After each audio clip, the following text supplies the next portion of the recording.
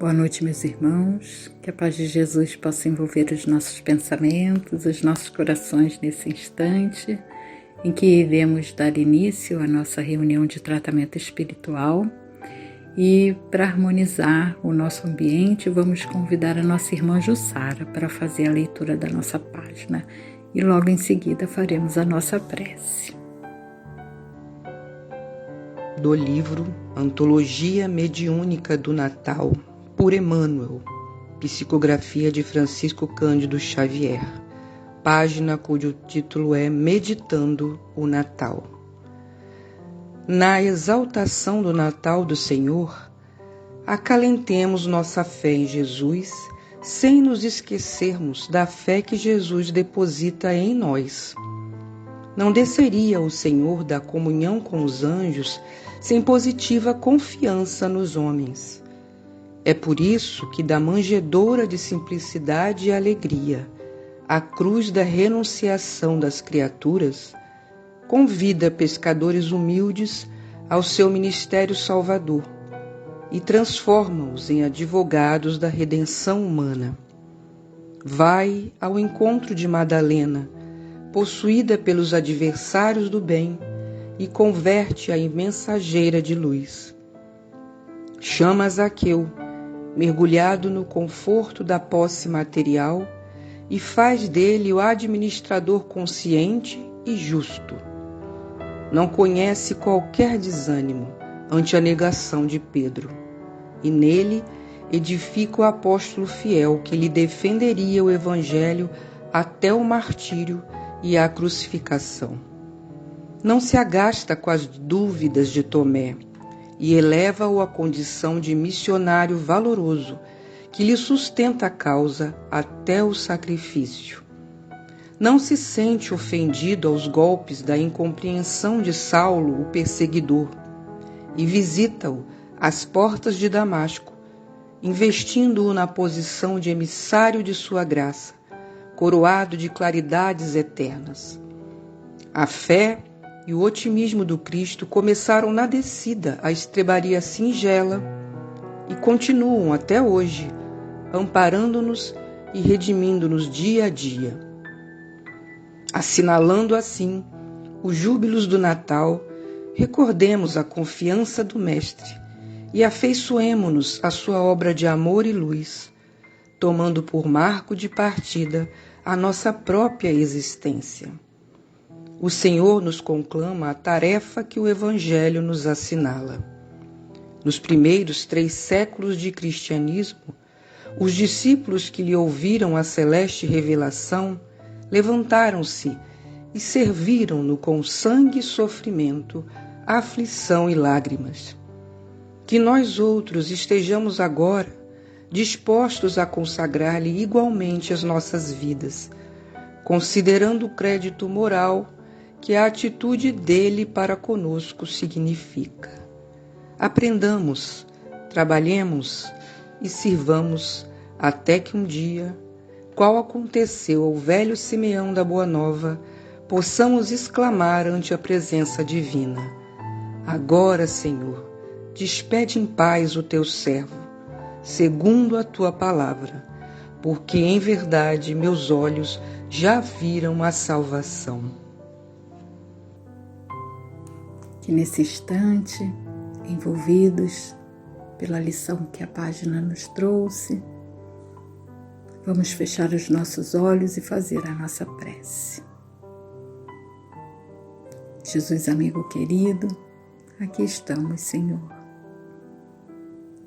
Nesse ambiente virtual, buscando o equilíbrio necessário através do passe magnético, mas também, Senhor, o consolo através dos teus ensinamentos, através do seu evangelho de amor. Pedimos, Senhor, a tua presença, envolvendo os nossos aplicadores de passe, que já se encontram apostos para a tarefa dessa noite, envolvendo também a nossa irmã que trará o ensinamento tão necessário, Senhor. Pedimos também que possa envolver a todos os irmãos que, distraídos dos objetivos da vida, Senhor, se encontram pelas ruas, envolvidos com os vícios de toda sorte, abandonados, Senhor, nos asilos, nos orfanatos, aqueles que se encontram doentes nos hospitais. Que o Teu amor possa envolver a cada um, Senhor, pensando suas feridas e proporcionando o de que necessitam, para que possam despertar para a importância de cumprirmos com os objetivos da vida, para que alcancemos a felicidade que tanto desejamos. Certo, Senhor, de que cada um de nós receberá de acordo com a nossa necessidade. Te pedimos a permissão para dar por iniciada essa primeira parte do nosso trabalho dessa noite, dizendo graças a Deus e graças a Ti, Jesus, que assim seja. Vamos então convidar a nossa irmã Wanda Genário, que vai falar para nós sobre o Cristo. Esse tema está contido em O Evangelho segundo o Espiritismo, capítulo 1, itens 3 e 4. Está com a palavra a nossa irmã Wanda. Boa noite, meus irmãos. Que Deus, nosso Pai, nos abençoe e ilumine nossos pensamentos para melhor compreendermos as reflexões desta noite. Nosso estudo está no Evangelho segundo o Espiritismo, capítulo 1, que tem como título Não vim destruir a lei. São os itens 3 e 4. Vamos dar início ouvindo o item 3. Cristo. Jesus não veio destruir a lei, isto é, a lei de Deus.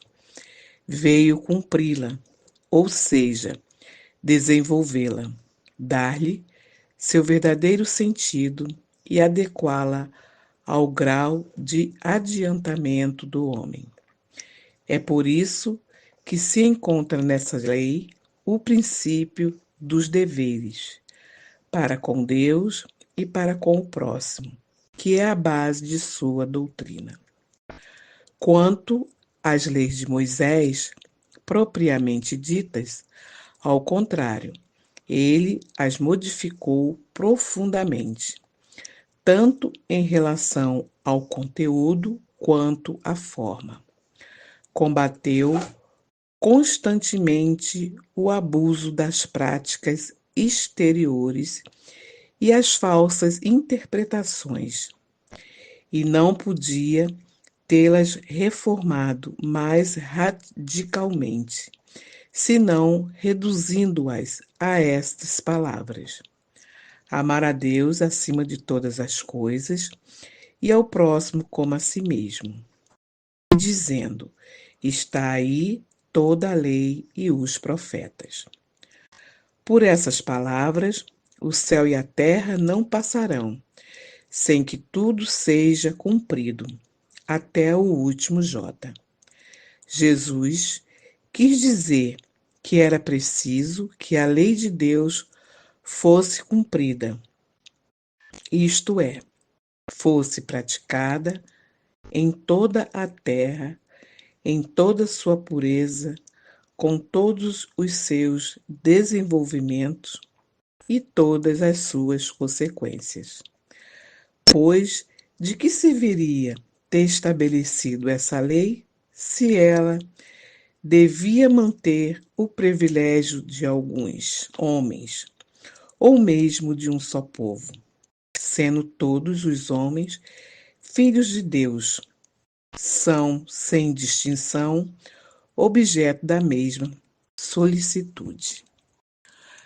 Bem, meus irmãos, e nosso Evangelho vem nos falar das 3 revelações que Deus enviou à humanidade: Moisés, o Cristo e o Espiritismo. A mensagem de cada revelação se complementa com a outra. Revelação significa sair de sob o véu, descobrir, dar a conhecer uma coisa secreta ou desconhecida. E a característica essencial da revelação divina é a da eterna verdade. Toda revelação repleta de erros, ou seja, modificada, não pode emanar de Deus. Então, a primeira revelação é personificada em Moisés, que recebe a missão de conduzir o povo hebreu para a terra prometida. Podemos dizer que não foi fácil. Aconteceram traições, atribulações e desconfianças, devido à evolução do povo da época, com uma crença em vários deuses, a cultura da guerra, a escravidão e um alto nível de violências. E Moisés, como profeta, revelou aos homens a existência de um Deus único, soberano e criador de todas as coisas. Os 40 anos que Moisés levou para conduzir o povo hebreu pelo deserto foi necessário para uma mudança de mentalidade, pois estavam contaminados pelos costumes do país onde vivia. E por isso, Deus os leva para o deserto através de Moisés, onde passam provações, mas também gestos amorosos. Procura convertê-los ao seu projeto, cujo fruto só as próximas gerações poderiam colher. E para isso, Moisés recebeu dos emissários de Deus os 10 mandamentos. E junto com as leis divinas, criou outras, as quais chamou de leis civis ou disciplinares. E diz serem todas divinas, pois as criaturas, ainda ignorantes e rebeldes, precisavam de um Deus terrível, que castigava, pois ainda não tinham senso moral e sentimento de justiça.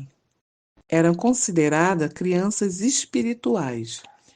Vejamos que todas as citações do Decálogo diz não, como uma forma do que não se deve fazer, para facilitar o processo evolutivo. O Cristo é a segunda revelação de Deus para a humanidade. Jesus veio com a missão divina de cumprir a lei que antes fora revelada a Moisés no Monte Sinai. Os profetas já tinham anunciado a vinda do Messias, do Salvador, o Filho de Deus, o Rei dos Reis, e também os efeitos morais que esse reinado causaria nos homens. Podemos observar a importância desse acontecimento que dividiu o tempo, passando a existir um antes do Cristo e um depois do Cristo. Podemos observar que a mensagem de Jesus é simples, baseada no amor e na inclusão. Uma das características mais marcantes é que Jesus exemplificava os seus ensinamentos.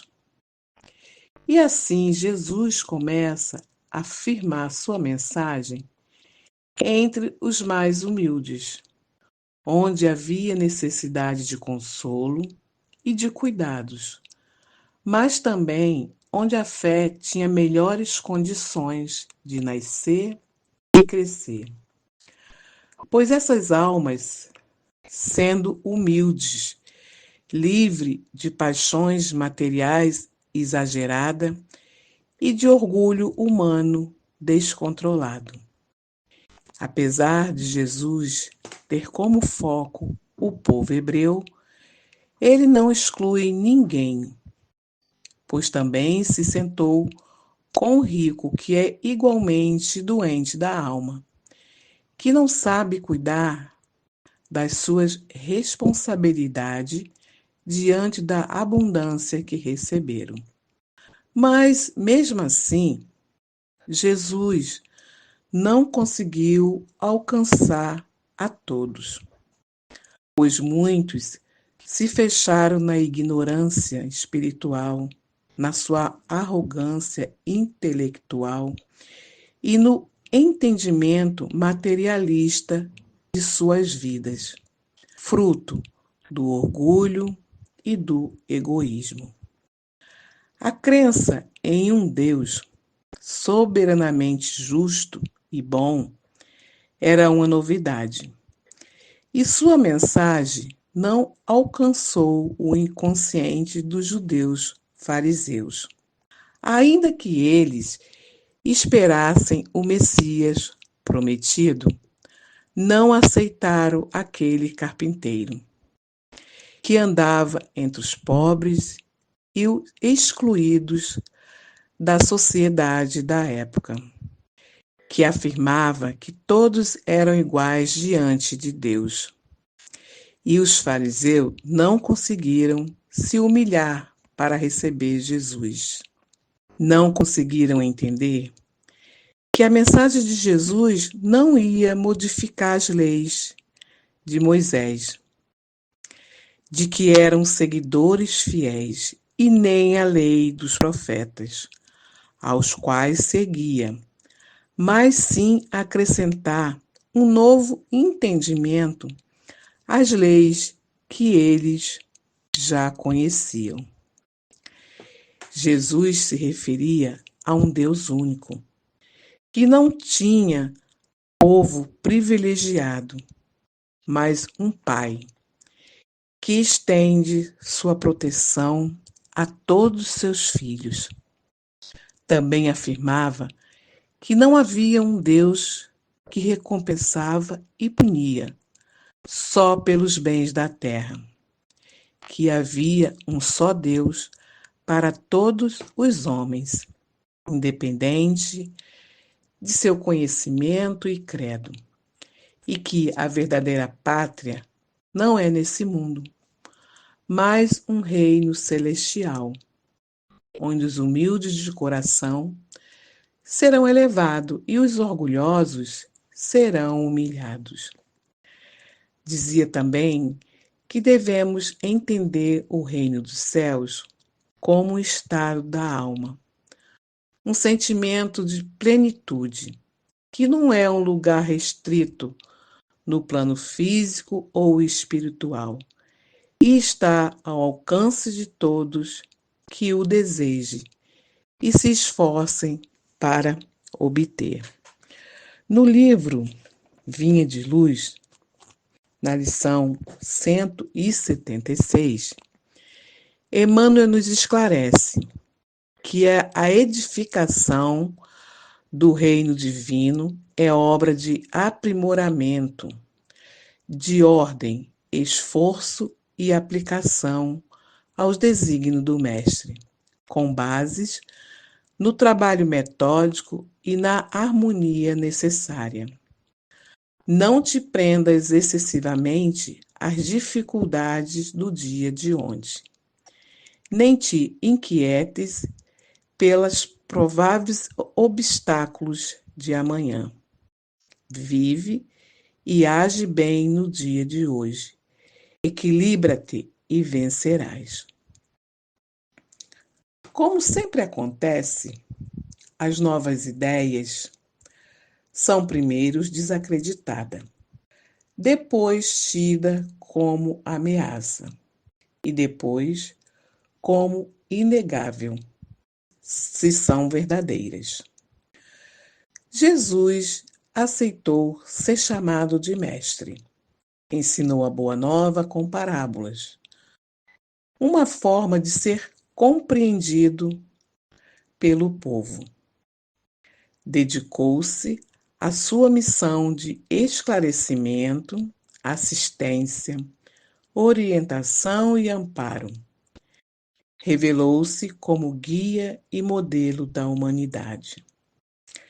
Resumiu os mandamentos em um só, mais importante de todos: amai a Deus sobre todas as coisas e ao próximo como a si mesmo.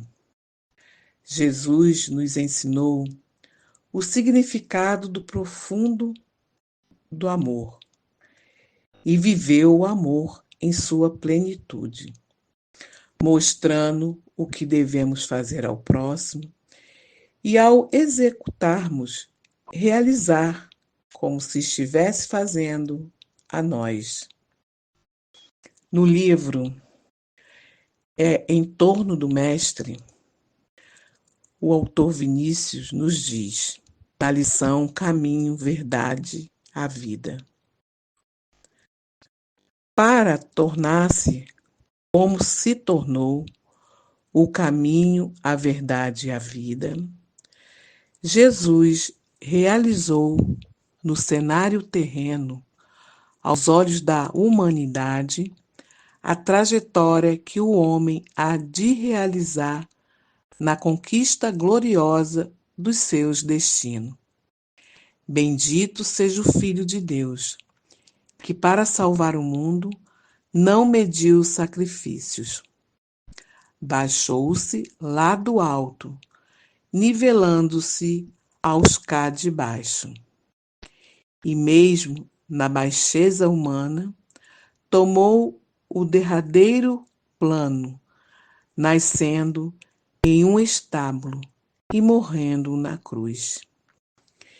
E assim, embora não tenha dito tudo, pois não compreenderíamos, Jesus anunciou a vinda do Consolador prometido, que no tempo exato, ou seja, no momento em que reuníssemos condições de compreendermos, revelaria a verdade.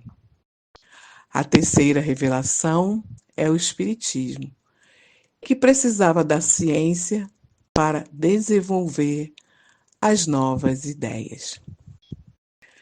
E assim, para conclusão das nossas reflexões, vou ler um texto que resume tudo que ouvimos neste estudo, do livro Vivendo o Evangelho, de Antônio Baduy Filho, por André Luiz.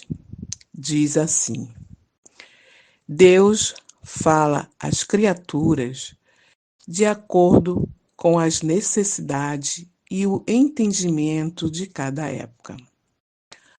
Moisés aponta a terra prometida. Jesus anuncia o reino de Deus e Kardec descortina o mundo espiritual. Moisés legisla com ameaça. Jesus exemplifica o perdão. Kardec exalta a caridade. Moisés aplica a justiça. Jesus usa de misericórdia. E Kardec expõe a lei de causa e efeito. Moisés produz fenômenos. Jesus surpreende com prodígios. Kardec explica a mediunidade. Moisés age com rigidez. Jesus ensina com bondade. Kardec revela bom senso. Moisés disciplina. Jesus liberta. Kardec esclarece. Moisés recebe os mandamentos. Jesus comunica-se com o Pai. Kardec dialoga com o Espírito de verdade.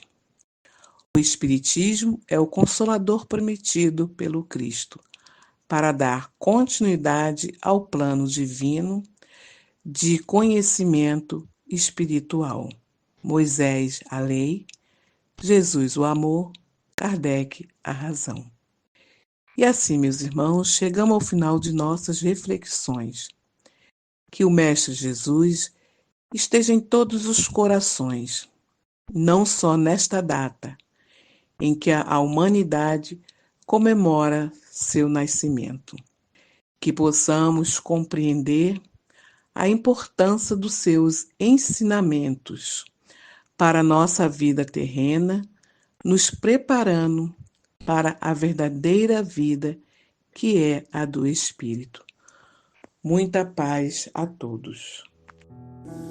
Vamos então encerrando a primeira parte do nosso trabalho dessa noite, agradecendo a nossa irmã Jussara pela leitura da página e a nossa irmã Wanda Genário pelo estudo. Vamos nos preparar para a segunda parte, convidando aos nossos companheiros que vão tomar o passe para ficarem após a prece, ouvindo a música até o final. Vamos então fechar os nossos olhos e agradecer a Jesus. Estamos gratos, Senhor, pela oportunidade de aqui estarmos ouvindo sobre os teus ensinamentos e também nos preparando para receber, através do passe magnético, o alívio necessário, Senhor, para nossas dores, tanto físicas quanto morais. Obrigada, Senhor, pela tua presença através dos bons espíritos e pedimos que continue sustentando, Senhor, os nossos pensamentos, a fim de que possamos receber aquilo de que necessitamos. Gratos por essa oportunidade, pedimos a tua permissão para darmos por encerrado o nosso trabalho dessa noite, dizendo graças a Deus e graças a ti, Jesus, que assim seja.